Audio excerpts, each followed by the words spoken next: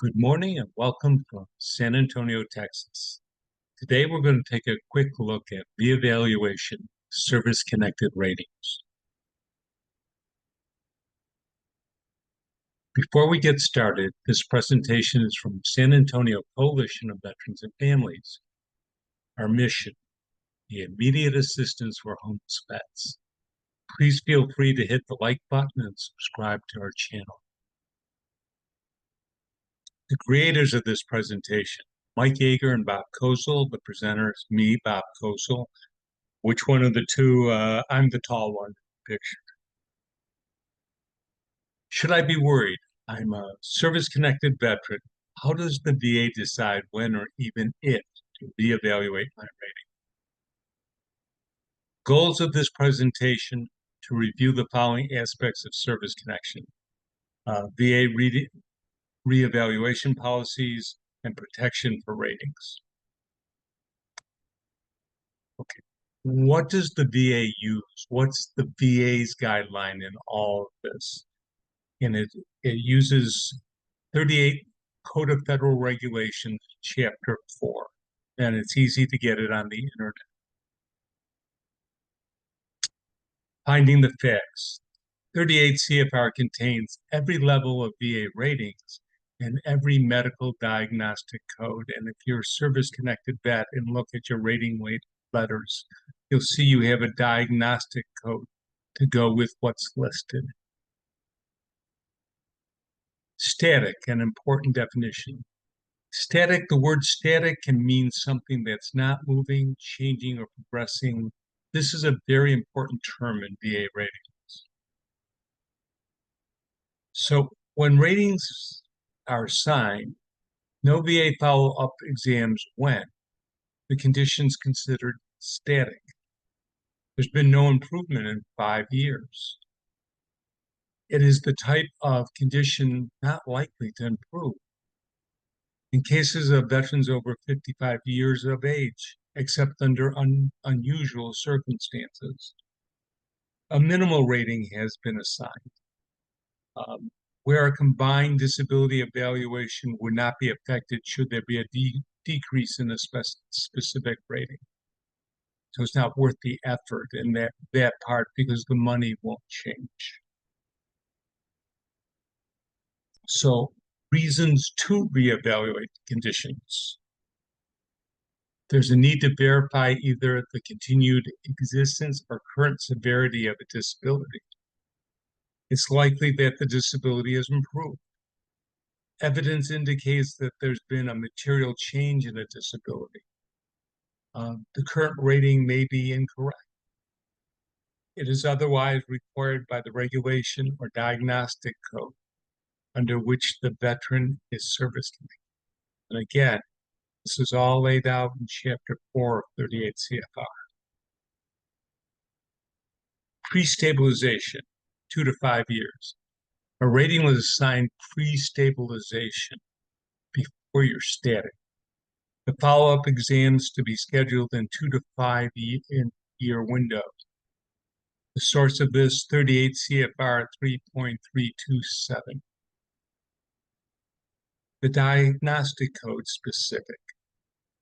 Timeframes for reevaluation based on the diagnostic code. Routine anticipated improvement in 3 years. Sustained improvement, 18, 24, or 30 months. Pre-stabilization, no sooner than 6 months, no later than 12 months. SC malignancy, 6 months post-therapy. What are they talking about? A condition like cancer. So you're treated for cancer once you've stabilized or once you're in remission. 6 months post to rate the residual effects. Mental health, and this is a special case. When a mental health disorder that develops in service as a result of a highly stressful event is severe enough to bring about the veteran's release from active military service, the rating agency shall assign an evaluation of not less than 50% and schedule an examination within the 6-month period following the veteran's discharge to determine whether a change in evaluation is warranted. And the source of that is 38 CFR 4.129. So it has to be severe enough to get you out of the service, minimal rating of 50%, and then it's reevaluated. Policy letter from OIG. And this addresses a lot of the misconception and a lot of sort of stuff that goes on the internet uh, about what happens when the VA reevaluates something. So the OIG looked at reassessments from 2018, 2019, 2020, and the analysis revealed 77% of cases were reviewed and confirmed, meaning no change in rating. 10% were reduced, and 13% were actually increased.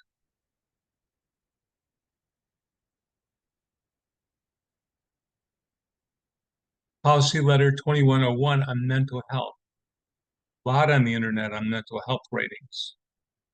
Okay, so the same time period, 5% were reduced, 75% confirmed and continued at the same rating, 20% were actually increased. And the OIG's overall recommendation is strict adherence to the policy of reevaluation. Okay. A note of caution. Failure to attend a C&P exam has consequences. Your rating can be reduced. The VA will say there is a probability that the C&P examination could have produced information needed to confirm, deny, or change the requested rating. So if you're scheduled for a C&P exam for reevaluation, you need to go, or if you can't make it, you need to inform the VA in advance so it can be rescheduled. Fraud. Regardless of the status of service-connected condition, the VA can reduce or remove a rating if there's evidence of fraud. Protections of rating, and there are some protections for your rating. First is the 10-year rule. 10-year rule means the VA cannot eliminate your service connection condition if you have had it for 10 years or more, except in cases of fraud. Now, they can reduce it, but you'll always be service connected. So the rating for the condition can still be reduced all the way to 0, but that doesn't negate the fact that you have a service connection. Protection of ratings, the 20-year rule. The 20-year rule states that if your disability rating has been active for at least 20 years, your rating cannot be lowered except in cases of fraud. What would be the extreme of this? A person who lost the sight in one eye 30 years ago, they come up with a bionic eye. They haven't, but if they did, and restored sight that way, the person would still be rated as blind in that eye and paid accordingly because it's more than 20 years. Reopen a claim. You've read Chapter 4, you decided to reopen a claim.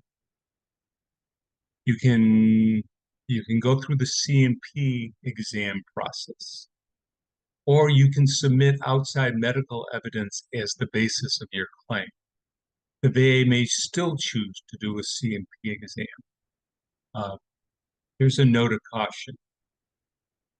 If the VA has changed the rating criteria from the time you originally filed, you will be rated by the new criteria.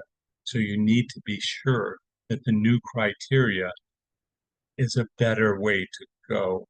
And why I bring that up is if you're watching the internet, a lot of talk about how they'll change the sleep apnea rating.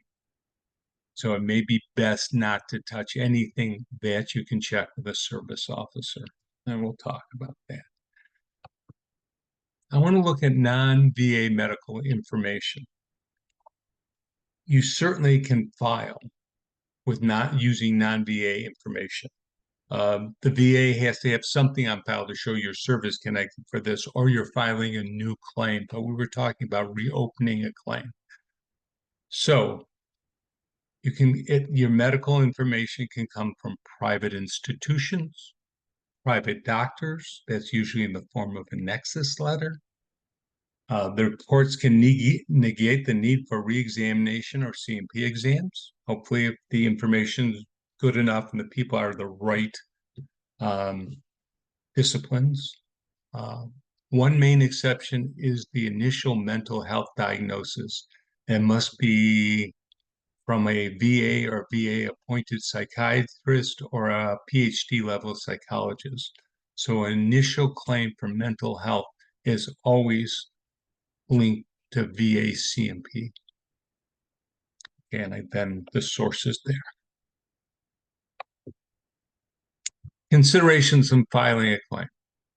This just is in general true, and if you're providing outside information. So in a nexus letter from a doctor, if provided it's true, the condition is static. It's not going to change. The condition has lasted for longer than 5 years, if that's true. The condition is not going to improve in their medical opinion. These are very strong threads of evidence. Reopen a claim, minimize your risk. Work with a veteran service officer, a VSO. Not one of the fly-by-night people on the internet necessarily. VSOs should be VA accredited, and there should be no charge for their services. A VSO can look at your C file. Your C file is your record in regional office. And it'll show everything you've submitted and everything on file they have in the claim process. It'll also show if you're scheduled for a reexamination, and if so, when. Okay. So a VSO can monitor scheduled VA reexaminations, verify which of your SC conditions are considered static, and assist with preparing the strongest evidence possible. Okay. And if you need to appeal, can help you through the appeal process. Okay. I mentioned before that Chapter 4, 38 CFR laid out everything the VA used for ratings, the diagnostic codes, the criteria attached to those codes, and the different ratings. Regional office has a playbook, and it lays out the exact procedures they're going to follow. Think in football of having the other team's playbook, where you can read it as the game goes on and know what plays are going to be called. Well, if you're holding M21, the guidance to regional office, M21 Part 4, Subpart-ii, Chapter 1, Section A, determining the need for review examinations, it lays out exactly what the VA uses. And M21 is the guidance to regional office personnel. And if you use QR code, you can look at that, or you can just look it up. Okay. Again, if you're in doubt, talk to a VSO. Definitely follow all the guidance you get from regional office. If you have a reexamination come, make sure you go to it, ask questions, and maybe do a little reading. See what's involved with your particular service connection, and when it may be time to reopen and up your. Okay, that's it for today. Thank you so much for joining us. By all means, feel free to subscribe to our channel, hit the like button. Take care.